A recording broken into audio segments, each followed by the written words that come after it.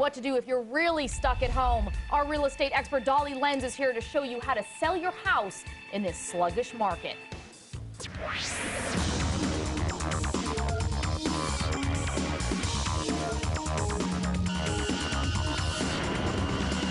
There is a whole new meaning to the phrase being stuck at home. Today we learned that sales of existing homes fell 3% last month.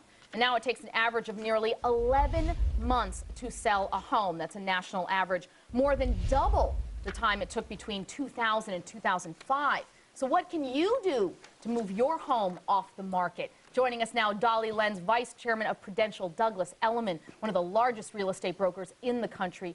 Dolly, you say, though, there is one key factor that you've got to have in order to sell your home.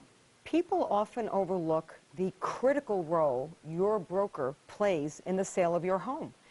Picking a broker should be like picking a doctor when you're really sick and you're doing all the internet searches and you're really finding out who's the best, who has the most experience, where should I go.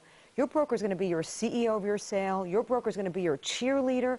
Your broker is going to be representing you. You want to make sure they represent you the way you want to be represented to a sale and a fast sale. Yeah, because if you have the right broker, hopefully this will make things go more quickly and better. Exactly. It'll make it all go better. You want to just maximize, because in this tough market, it's hard to say it will go well, but you want it to go better or best. Absolutely. Now let's head to South Orange, New Jersey, where Lisa is on the money line. Lisa, tell us what's happening.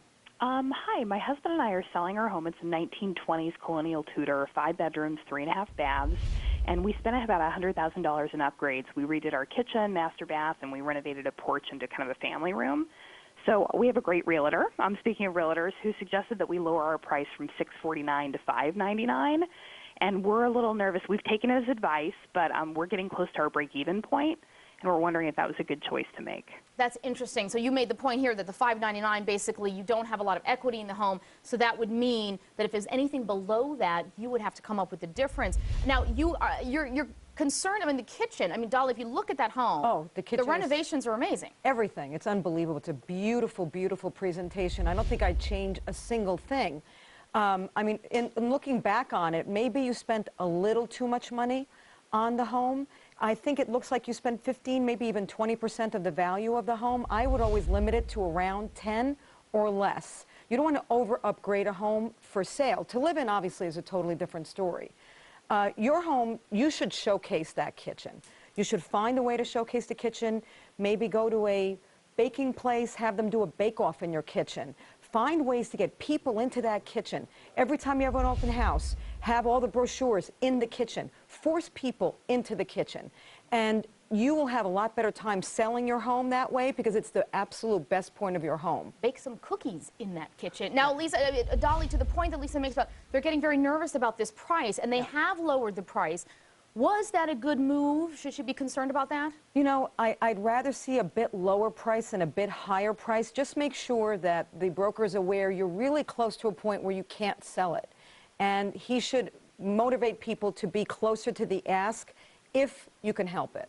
Yeah, because unfortunately, Lisa, a short sale would really, affect your credit and will cost you quite a bit. Now, too, if you can make up the difference, if it's $5 grand, $10 grand, just to close the sale and keep your credit, that might make sense, but you don't want to do that. Now, Lisa, you're a little concerned. You have a couple concerns about the home on the outside. Well, the home is gorgeous inside, and it's beautiful. The only negative feedback we've gotten is about the location, so that's the other challenge, right? Real estate 101, location, location, location. Right. So how do you overcome that? We're on a busy road, but we're also 30 minutes from New York City and walking distance to the train. Well, I don't think the busy road is terrible. I don't think that's something not overcomable. The one thing I would do is have your windows closed. Try to get noise filtered such that when you're in the house, you don't feel like, God, I'd never sleep here. Right. Try to make that something you are concerned about every time you show the house. So I would do that first.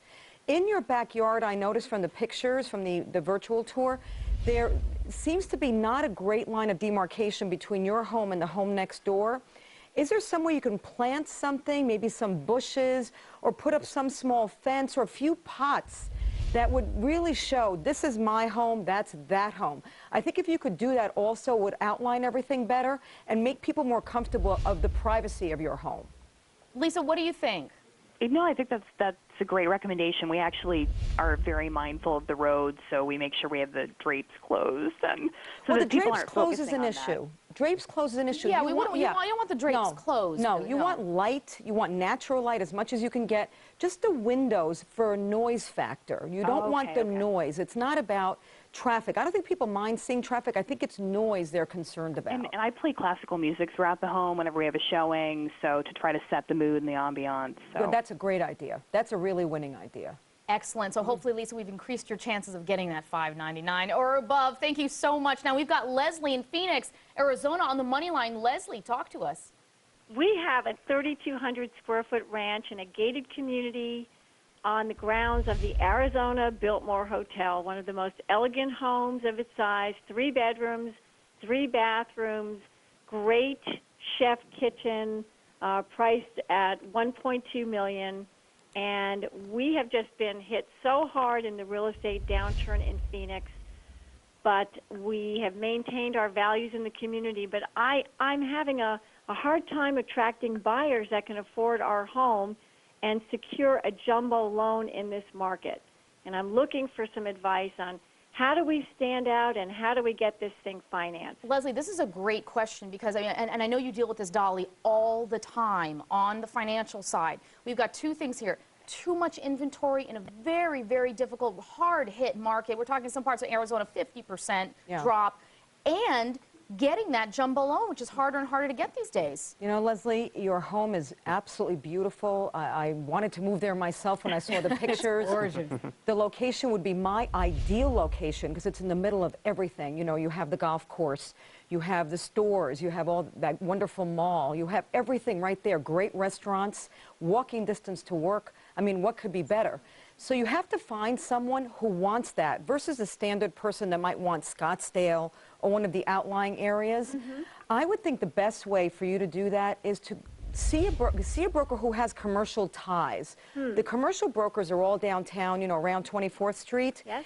And all the major financial companies are there, you know, Wachovia, Merrill Lynch, everyone. Right. Maybe somebody's relocating to your area who needs a bigger house and will look at your house. You need to find people as they're coming into the market to showcase your house.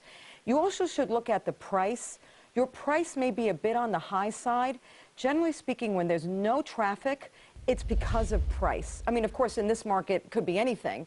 But generally speaking, it's a price issue. You might want to take a walk around, look at what other houses are on the market, what they offer, compared to what you offer, and maybe you'll adjust the price just a bit to make it more focused on selling that house. Now, also, too, for the jumbo loan question. Now, what can she do? Because even if she lowers the price, she's still way over the jumbo limits. I have started relationships with every private bank, with Goldman Sachs, with Morgan Stanley, with just everyone. Again, go to 24th Street, tell them your problem, ask them what it would take to qualify under private banking criteria versus a standard criteria, and have introductions you can make to the buyer. Here's my buyer, here's their situation, what would you do in this situation? And you'd be surprised. I've been able to get 100% success on loans that way. Wow. Leslie, what do you think about making friends with corporate? I think that the idea about finding the relationships on the corporate side and the private banking are both wonderful ideas, and I intend to pursue both of them. Wonderful, Leslie. Keep us posted. Make sure you let us know what happens. Thank you so much for joining us. And thank you, Dolly, for joining us. Much more right after this.